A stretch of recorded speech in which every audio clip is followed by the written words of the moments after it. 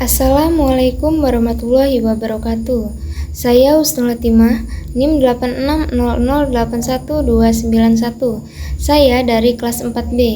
Di sini saya akan menjelaskan isi dari rencana pelaksanaan pembelajaran atau RPP yang telah saya buat. Yang pertama ada cover. Rencana pelaksanaan pembelajaran atau RPP disusun untuk memenuhi tugas hakikat pembelajaran mikro. Tutor pembimbing Ibu Nevi Anggraini MPD GR. Nama Husnul Latimah, NIM 8600819291, kelas 4B, Fakultas Keguruan dan Ilmu Pendidikan, Program Studi S1 Pendidikan Guru Sekolah Dasar, Pokja Muara 2 UPBJJ Palembang tahun 2026. Halaman selanjutnya RPP Kurikulum Merdeka IPAS kelas 4 SD.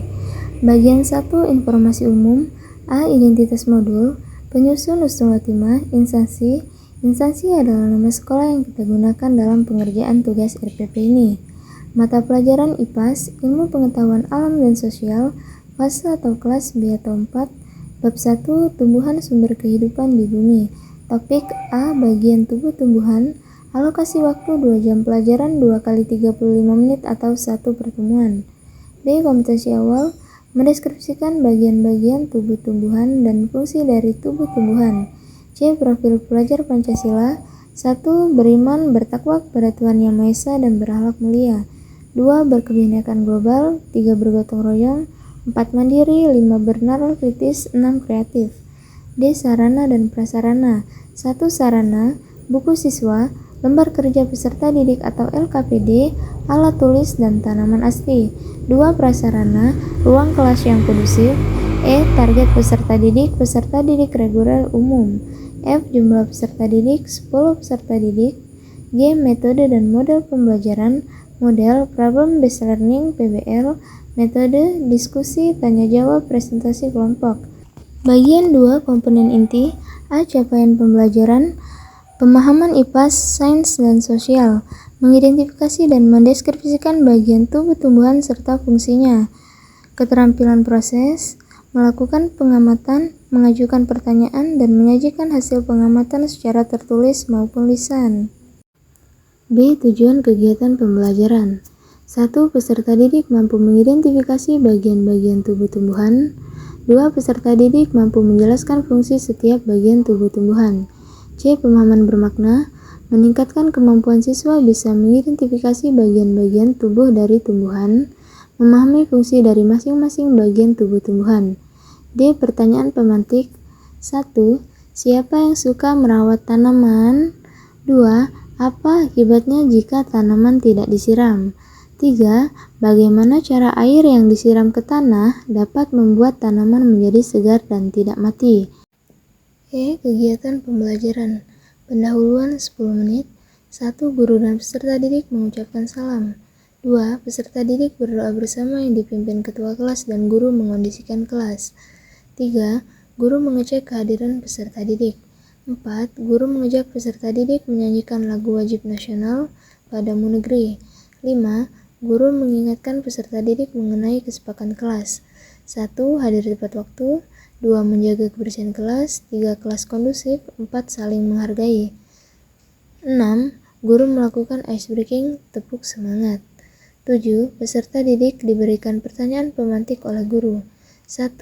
Siapa yang suka merawat tanaman? 2.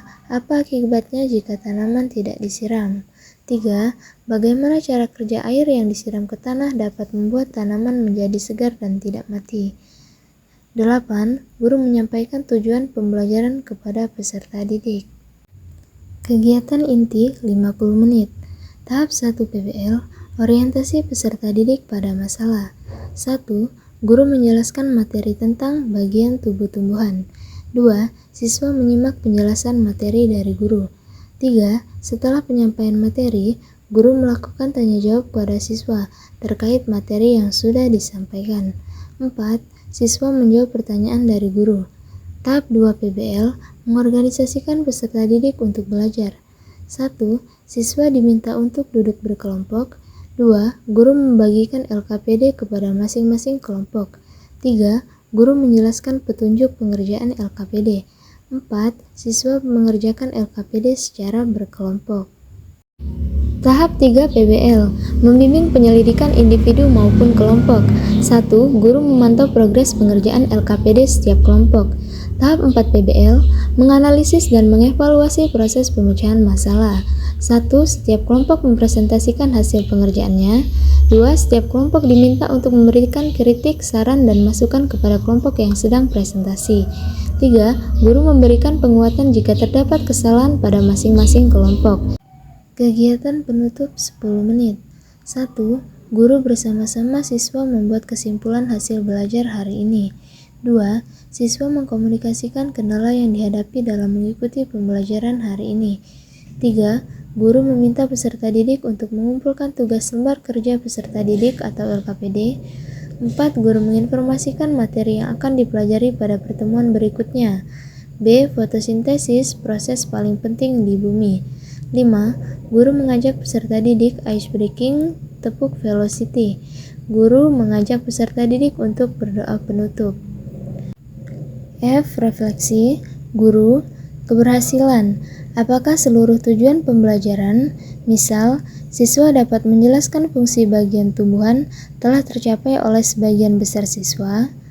Keterlibatan kelas. Apakah metode diskusi kelompok atau media konkret atau gambar tumbuhan yang digunakan berhasil membuat siswa aktif dan antusias? Kendala dan solusi. Apa tantangan terbesar dalam mengelola kelas hari ini, dan bagaimana cara saya mengatasinya agar pembelajaran lebih efektif? Tindak lanjut. Apakah diperlukan sesi remedial bagi siswa yang belum memahami fungsi masing-masing bagian tubuh tumbuhan? Peserta didik, apa saja bagian tubuh tumbuhan yang kamu temukan hari ini? Bagian aktivitas mana yang paling seru menurutmu? Contoh, meneliti akar, menempel kartu gambar, atau berdiskusi. Bagaimana perasaanmu setelah mengetahui bahwa tumbuhan memiliki fungsi yang mirip dengan organ manusia? G. Asesmen atau penilaian. Asesmen diagnostik. Asesmen diagnostik dilakukan melalui 3 tahapan utama: persiapan, pelaksanaan, dan tindak lanjut. Teknik asesmen diagnostik, bertanya langsung. Asesmen formatif. Asesmen formatif dilakukan pada beberapa kegiatan pembelajaran seperti pengerjaan tugas dan pelaksanaan kegiatan presentasi. 1. Teknik penilaian. A. Penilaian sikap, observasi. B. Penilaian pengetahuan, pilihan ganda. C. Penilaian keterampilan, unjuk kerja. 2. Instrumen penilaian. A. Penilaian sikap. Pedoman scoring instrumen penilaian sikap spiritual. Mencakup 2 aspek, 1. Bersyukur, 2. Rajin dalam berdoa.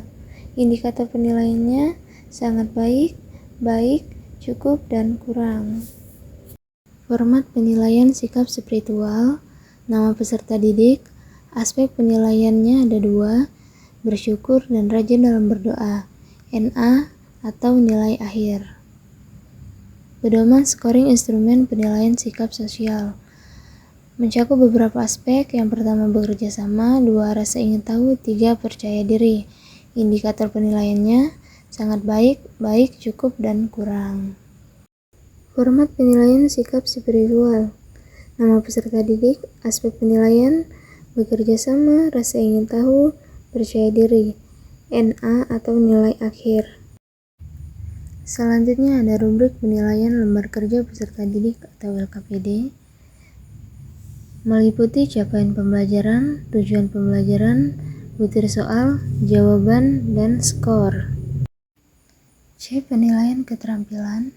Pedoman scoring instrumen penilaian sikap keterampilan. Meliputi gaya belajar, kinestetik, visual, dan auditori. Indikator penilaiannya sangat baik, baik, cukup, dan kurang. Format penilaian sikap spiritual. Nama peserta didik. Aspek penilaian, kinestetik, visual, auditori. NA atau nilai akhir. H. Kegiatan remedial dan pengayaan. 1. Kegiatan remedial. Peserta didik yang hasil belajarnya belum mencapai target, guru melakukan pengulangan materi dengan pendekatan yang lebih individual tambahan untuk memperbaiki hasil belajar peserta didik yang bersangkutan. 2. Kegiatan pengayaan. Pengayaan diberikan kepada peserta didik yang telah menguasai materi pembelajaran untuk mempersiapkan ke materi selanjutnya. Mengetahui tutor pembimbing Ibu Nevi Anggraini MPD GR. Bumi Agung Jaya 24 Mei 2026. Husnul Khotimah. Lampiran bahan bacaan guru dan peserta didik. Lembar kerja peserta didik atau LKPD, glosarium, daftar pustaka. Bahan bacaan guru dan peserta didik. Bahan bacaan guru, pada umumnya, bagian tubuh tumbuhan bisa dibagi ke dalam 3 fungsi. 1. Untuk pertumbuhan tanaman. 2. Perlindungan diri atau adaptasi. 3. Alat berkembang biak. Umumnya, semua tanaman memiliki akar, batang, dan daun. Sebagian tumbuhan memiliki bunga, spora, dan duri. Menurut Gembong dalam buku Morfologi Tumbuhan 2016, tumbuhan bisa dikelompokkan berdasarkan bentuk akar, batang, dan daunnya. Pengelompokan akar pada tumbuhan meliputi 1. Akar tunggang, yaitu akar yang tumbuh dari batang masuk ke dalam tanah. Cabang-cabang akar akan keluar dari cabang utama. Biasanya dimiliki oleh tumbuhan nikotil, contoh mangga, jeruk, jambu, dan cabai. 2. Akar serabut, yaitu akar samping yang keluar dari pangkal batang. Akar ini menggantikan akar tunggang yang tidak berkembang. Biasanya dimiliki oleh tumbuhan monokotil, contoh padi, jagung, dan rumput. Batang juga dikelompokkan ke dalam 3 jenis, meliputi 1. Batang kayu, batang yang keras dan kuat karena sebagian besar terdiri atas kayu. Umumnya dimiliki oleh pohon-pohon besar seperti mangga, cemara, beringin, dan lain-lain. 2. Batang basah, batang yang lunak dan berair, misalnya pada bayam, kangkung, dan lain-lain. 3. Batang rumput, batang yang tidak keras, mempunyai ruas-ruas nyata, dan sering kali berongga, misalnya pada padi, sereh, dan rumput-rumput pada umumnya. Daun bisa juga dikelompokkan berdasarkan bentuk tulang daunnya. Tulang daun berfungsi seperti pembuluh darah, yaitu mengalirkan air dari batang ke daun dan mengaliri makanan dari daun ke batang. Seperti tulang pada tubuh manusia, tulang dan daun juga membuat daun memiliki bentuk dan struktur yang kokoh, melengkung, menjadi sejajar, dan menyirip. Bahan bacaan peserta didik. Seperti manusia yang mempunyai tangan dan kaki, tumbuhan juga memiliki anggota tubuhnya. Setiap anggota tubuh memiliki fungsinya masing-masing yang bertujuan untuk memenuhi kebutuhan tumbuhan untuk bertahan hidup, seperti akar yang berfungsi untuk menyerap air dari tanah dan fungsi dari bagian-bagian tubuh tumbuhan yang lainnya. Selanjutnya ada lembar kerja kelompok kinestetik.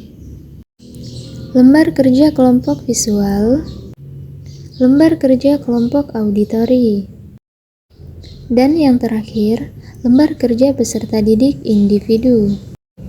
Glosarium. Glosarium, peserta didik akan belajar mengenai tumbuhan dimulai dengan mengenal bagian tubuh tumbuhan dan fungsinya. Peserta didik diharapkan dapat melihat bahwa bagian tubuh tumbuhan berperan dalam proses pertumbuhan, mempertahankan diri, adaptasi, serta perkembangbiakan.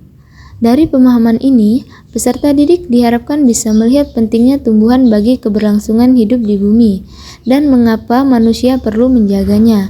Setelah belajar bab ini, peserta didik diharapkan bisa menunjukkan kepedulian lebih terhadap tumbuhan, mampu merawat tumbuhan di sekitarnya, serta lebih menunjukkan rasa syukur terhadap Tuhan yang sudah mengatur alam dengan sangat baik. Daftar pustaka, kumpulan sumber referensi, buku, jurnal, artikel, atau situs web yang saya gunakan sebagai dasar dalam menyusun sebuah RPP yang saya buat. Sekian penjelasan mengenai rencana pelaksanaan pembelajaran yang telah saya buat. Terima kasih telah menyaksikan. Wassalamualaikum warahmatullahi wabarakatuh.